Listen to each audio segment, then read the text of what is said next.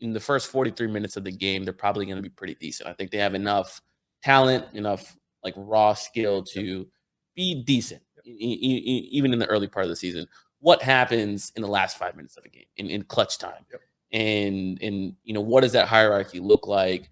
Who's going to play off of what? And I'm concerned because they haven't had any of those minutes yet.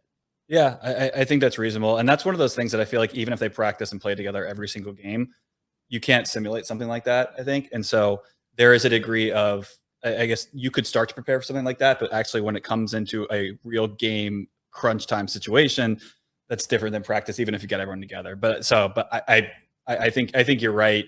I don't recall exactly. So their first few games, I know they're home openers against Utah. These games are not, I mean, I think some of these teams, even like the Utahs of the NBA, they're going to be the bottom of the conference in the league. Utah hasn't jettisoned all their players yet.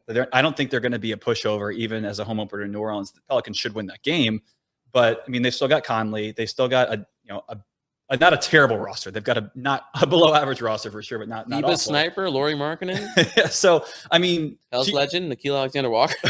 Yeah, there we go. Revenge game. What's Didi? Is he? I don't think he's in the league. Oh, he was in Portland. He was in Portland. He didn't go. He go to Utah. I think he's back in Brazil.